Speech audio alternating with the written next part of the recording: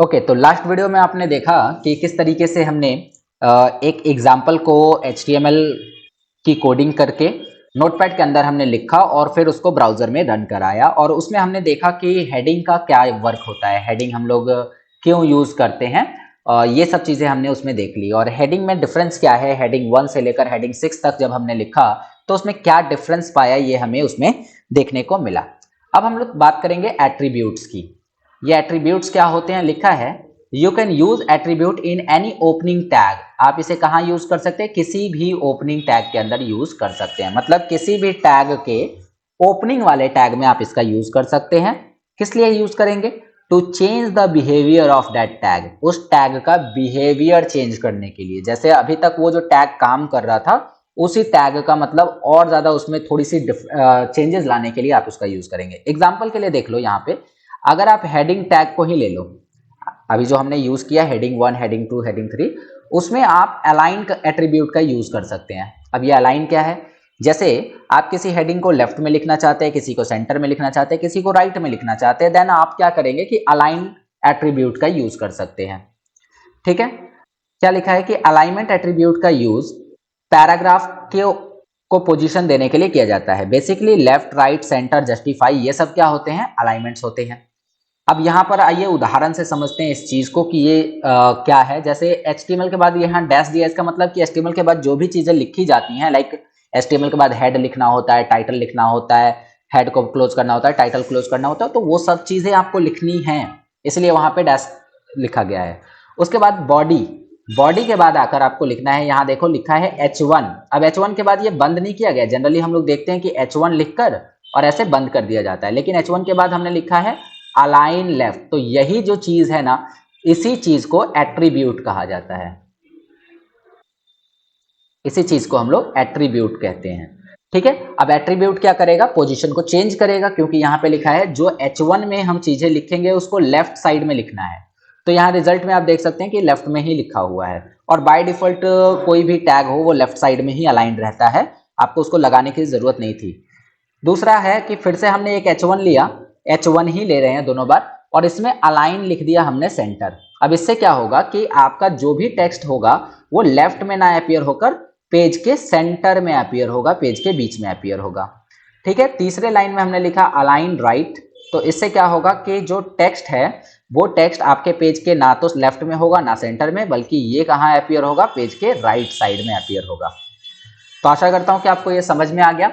चलिए अब इस एग्जाम्पल को फटाफट से हम लोग चेक कर लेते हैं कि ये कैसे काम करता है। आपको क्या करना है, सिंपली इस एग्जाम्पल को यहां से सेम टू सेम आपको लिख देना है अपने कोड्स के अंदर। ओके, चलिए नाउ मैं यहां पर इस एग्जाम्पल को चेंज कर दे रहा हूं।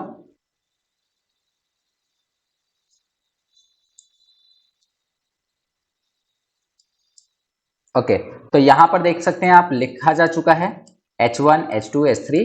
अब इसको रन कराते हैं। रन कराने से पहले याद रखिएगा कि आपको फाइल को दोबारा से सेव करना पड़ेगा।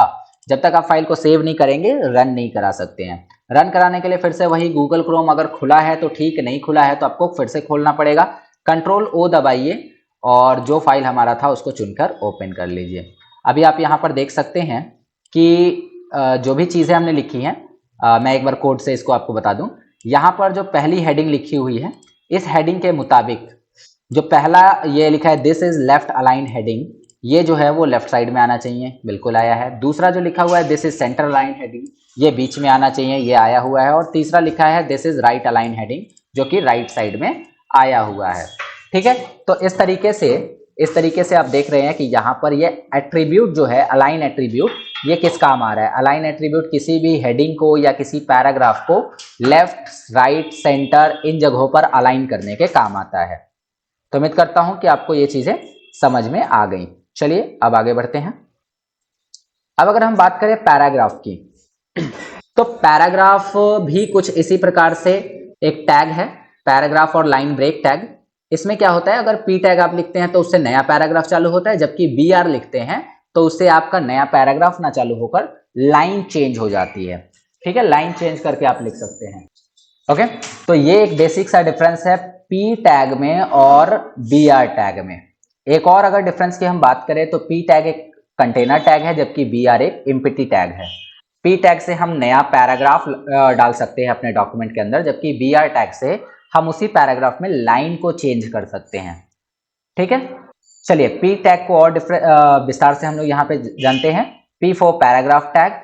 The P tag is a container tag, यह एक कंटेनर टैग है जिसमें इंडिंग टैग्स भी होते हैं। ऑफ कोर्स कंटेनर टैग के अंदर इंडिंग टैग्स भी होते हैं। It is used to insert new paragraph in HTML document. इसका यूज करके आप एचटीएमएल के डॉक्यूमेंट में एक नया पैराग्राफ जोड़ सकते हैं।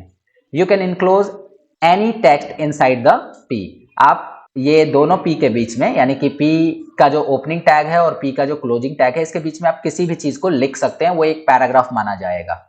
ठीक है, वह एक पैराग्राफ माना जाएगा। You can also use align attribute in this tag. अभी जो हमने हेडिंग टैग के साथ हमने अलाइन का यूज किया, align left, align right, align centre, वो चीज आप इसके साथ भी यूज कर सकते हैं।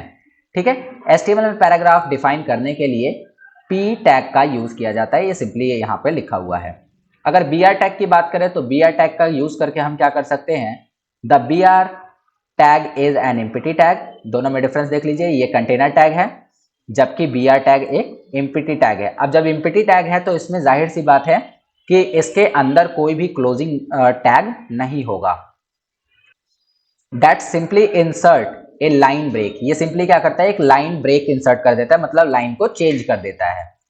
ठीक है, HTML में बी आर टैग का प्रयोग लाइन को बदलने के लिए किया जाता है, जबकि P का प्रयोग लाइन एक नया पैराग्राफ जोड़ने के लिए किया जाता है। एग्जाम्पल के लिए यहाँ पर देख लीजिए, अगर हम P टैग को यहाँ से स्टार्ट करते हैं और यहाँ खत्म करते हैं तो एक ही पैराग्राफ में ये दोनों लाइन लिखे हुए हैं। क्या है ये दोनों line, this is my pen और दैट इज योर काउ। अगर बीच में हमने बी आर लगाया है तो इसका मतलब है कि यहाँ से ये लाइन चेंज हुई होगी और इसका रिजल्ट जो आएगा वो कुछ यूं आएगा कि दिस इज माई पेन ऊपर लिखा होगा और लाइन चेंज, चूंकि उसके बाद बी आर टैग है तो लाइन चेंज हो गया होगा और यहां पर लिखा हुआ आएगा that is your cow.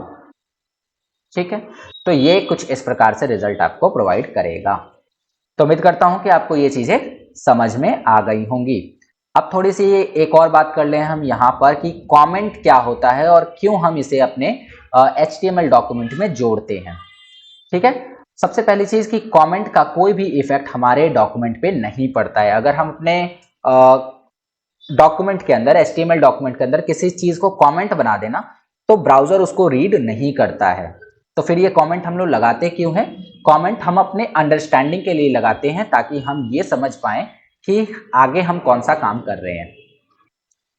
The comment tag is a stand alone tag. अब ये भी स्टैंड अलोन टैग है, इसका मतलब ये भी एम्प्टी टैग है, इसको भी क्लोज करने की जरूरत नहीं होती है।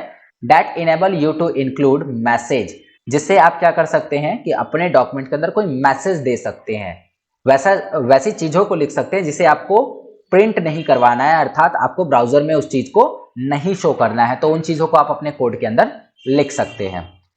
ठीक है, फॉर योर ओन, अपने लिए या किसी दूसरे के लिए आप वहां पे कमेंट छोड़ सकते हैं कि अगला प्रोसेस आपको क्या करना है। सपोज ऐसा कुछ होता है, future reference, the result of comment does not appear in web browser. मतलब जो भी आप कमेंट अपने कोड में लिखेंगे वो वेब ब्राउजर में नहीं शो करेगा, वेब ब्राउजर में रिफ्लेक्ट नहीं करता है। ठीक है, तो इसलिए हम कमेंट का यूज कर सकते हैं। A comment always begins with a exclamation mark. Okay, तो कह रहा है कि कमेंट जब भी शुरू होगा तो ये एक्सक्लेमेशन मार्क से ही शुरू होगा। सिंटेक्स क्या है, यहाँ एक्सक्लेमेशन मार्क दीजिए और जो भी आपका कमेंट है वो यहाँ पे डाल दीजिए। तो इस प्रकार से ये कमेंट होगा। उदाहरण के लिए आप यहाँ पे देख सकते हैं। चलिए, कमेंट एक HTML कोड होता है जिसे ब्राउजर द्वारा पढ़ा नहीं जाता और इस कोड को वेब पेज में दिखाया नहीं जाता। अर्थात जो कंटेंट HTML कमेंट टैग के अंदर लिखा जाता है इसे केवल ब्राउजर और डेवलपर ही देख सकते हैं। एंड यूजर इस कंटेंट को नहीं देख सकता, मतलब जो इस पेज को एक्सेस करेगा उसे ये सब कमेंट नहीं दिखेंगे, ये केवल कोडिंग में ही आपको दिखाई देगा। चलिए, अब मैं यहाँ पर आपको एक एग्जांपल दिखा रहा हूँ। इस एग्जांपल को आप अच्छे से समझिएगा और फिर आपको समझ में आ जाएगा कि ये कमेंट क्या काम करता है। जैसे लिखा HTML हेड टाइटल, टाइटल के अंदर लिख दिया विजार्ड टेक कंप्यूटर एकेडमी, तो ये चीज आपको यहाँ रिफ्लेक्ट होती दिख रही होगी। ओके, फिर हेड बंद हो गया, टाइटल बंद हो गया, अगेन बॉडी शुरू हुई। बॉडी का मतलब ये वाला एरिया, ये पूरा एरिया बॉडी है। अब यहां पर शुरू हुआ है एक कमेंट, यही चीज है कमेंट। कैसे हम डिसाइड करेंगे कि ये कमेंट है? तो इसके आगे शुरू में क्या होगा, एक्सक्लेमेशन मार्क लगा होगा। यहाँ कमेंट में लिखा है the first paragraph is start here, मतलब यहाँ पर आपको एक निर्देश दिया जा रहा है कि पहला पैराग्राफ यहाँ से शुरू करें। तो पहला पैराग्राफ देखो, यहाँ से पी तक ये जो भी लिखा हुआ है ये पहला पैराग्राफ है। आप यहाँ देख भी सकते हैं कि पहला पैराग्राफ यहाँ तक लिखा हुआ है एनीबॉडी तक। अब ये लाइन चेंज क्यों है? क्योंकि यहाँ पर बी आर टैग लगा है, तो जहां बी आर टैग लगेगा वहां से ऑटोमेटिक, जैसे यहाँ पे देखिए स्विट्जरलैंड के बाद बी आर टैग लगा है, सो स्विट्जरलैंड के बाद क्या हो चुका है, लाइन चेंज हो चुका है। तो ये एक पैराग्राफ के अंदर हमने कुछ इस तरीके से देख लिया। और ये कमेंट कहीं भी आपको ब्राउजर में शो नहीं हो रही है, क्योंकि यहाँ पर हमने कमेंट लगाया है और कमेंट ब्राउजर में शो नहीं होती है। कमेंट बस हमारी जानकारी के लिए कि अच्छा पहला पैराग्राफ यहाँ से शुरू करना है। फिर दूसरा कमेंट यहाँ पे लगाया गया है the second paragraph is start here, तो ये भी एक कमेंट है क्योंकि ये भी शुरू हुआ है एक्सक्लेमेशन से। और कमेंट जो है, दूसरा कमेंट भी यहाँ पर रिफ्लेक्ट नहीं हो रहा है। और आप देख सकते हैं कि पैराग्राफ यहाँ से यहाँ तक है जिसमें 2 लाइन लिखा हुआ है, बी आर यहाँ पे डाला गया है कहाँ पे, स्टैंड्स के बाद। तो आप देख सकते हैं यहाँ पर बी आर डाला हुआ है, इसलिए यहाँ से लाइन चेंज हो गई है। तो इस प्रकार से आप इस चीज को देख सकते हैं। अब आपको क्या करना है कि इस पूरे के पूरे कोड को रन कराकर चेक करना है कि क्या रियल में ऐसा ही रिजल्ट आ रहा है या नहीं। ठीक है, तो उसके लिए चलिए हम इसे रन कराते हैं।